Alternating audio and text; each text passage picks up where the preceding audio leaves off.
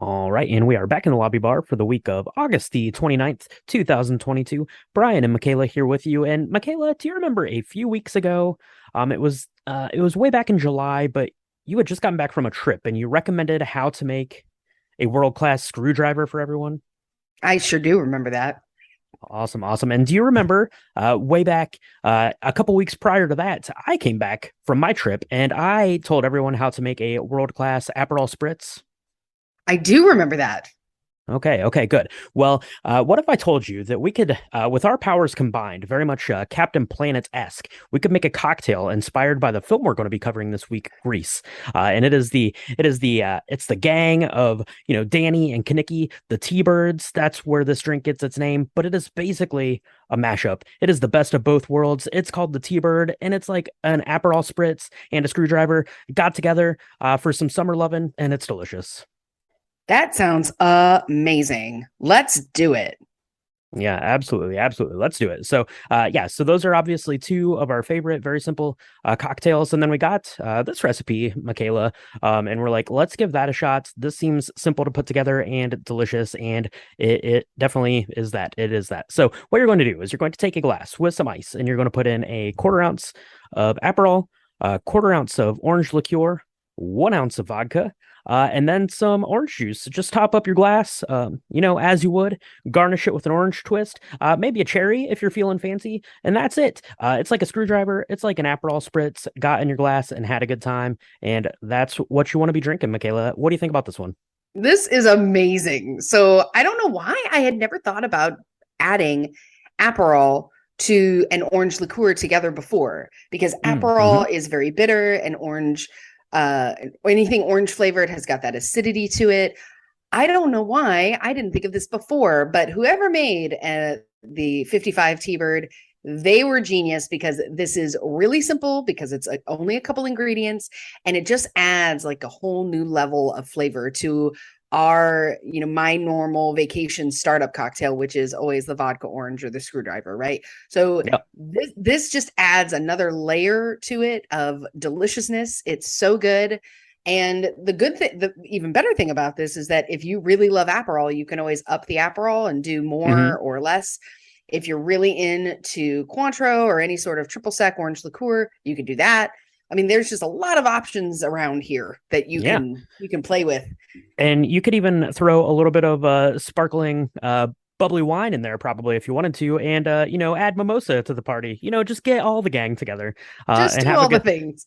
time. I think that this particular recipe came from liquor.com, but there's several kind of slight variants on this T-Bird cocktail out there. So pick one and have at it. But yeah, combining these cocktails was a great idea. This is like we were having one yesterday actually while we were doing some cocktails for a movie we're going to be doing in a couple of weeks, and we said that this is now the new brunch go-to cocktail. It sure is.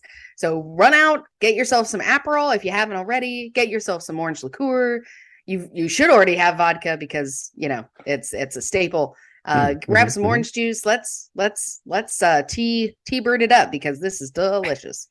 That's right. And then you'll need one of those when we are covering this week's film, which is Grease. So keep your eyes tuned for that on the irregular release show. But wanted to get a bonus cocktail out there for that for everyone. And everyone, well, you and I are loving the T-Bird cocktail. What were people not loving? That was going to the movies this week. It was a terrible week at the box office. We had three new releases, barely even scratched the surface of making any sorts of money. So we had leading the way, the new release Invitation came in with $7 million, followed by Bullet Train, Beast, Top Mm. Gun, Maverick, still in fourth place, and Dragon Ball Super drops from first to fifth. But Invitation, $7 million.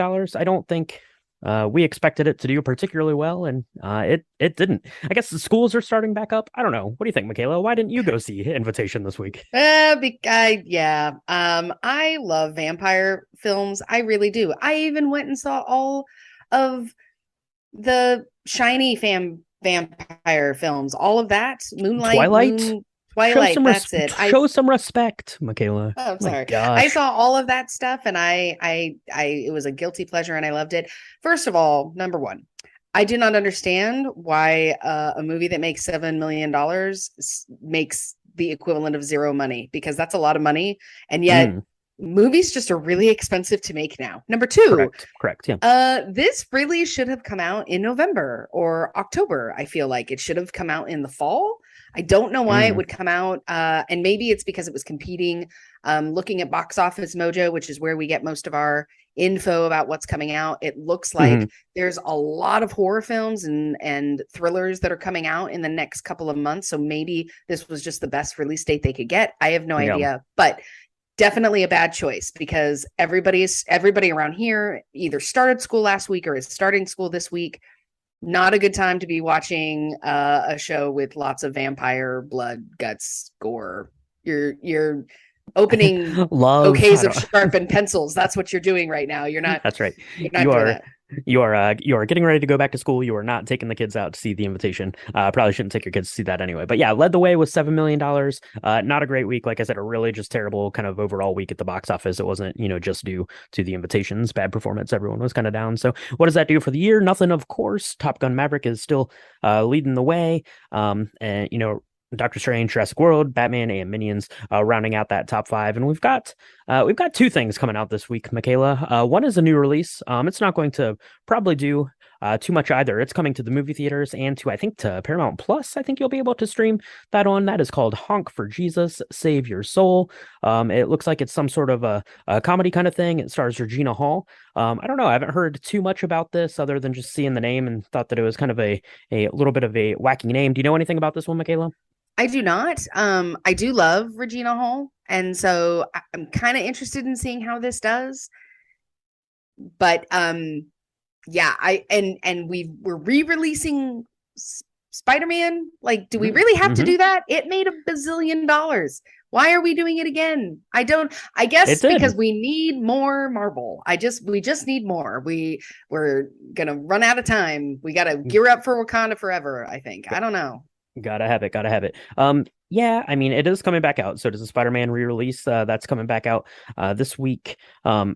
I don't know why they're doing it. I know they're doing like National Movie Theater Day on September the 3rd, where you can go and get discounted movie tickets because apparently the movie theaters are still struggling, which is weird to think about. We have, Top Gun Maverick is now, at least domestically here, I think like the 6th highest grossing film of all time. But, movie theaters are still struggling coming out of, the last couple of years of no releases. So maybe it has to do partly with that. Now, I know there is some additional footage in this cut of Spider-Man, so I don't know if that's going to get people back out, but I think that it might. I think actually will do fairly well because we don't have any other kind of notable things coming out for the next couple of weeks. So maybe Spider-Man's going to get back in there, stretch its little Spidey legs, I guess, use its Spidey sense and pick up some dollars and maybe get some more people back out to the movie theater. And, kids, they're going back to school. They're going to be burnt out on school already. So they're going to need an escape, I guess. Yeah.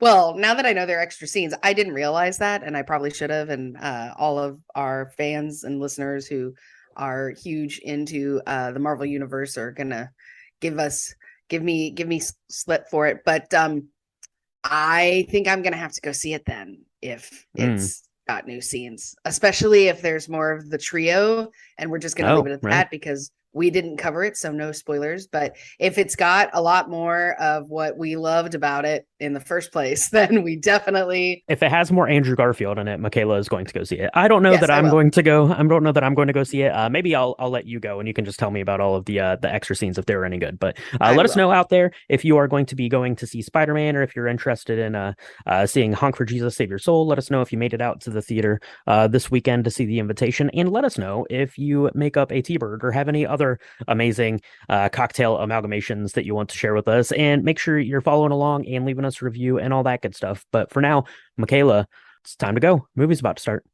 Okay, I'm sneaking in the orange juice now.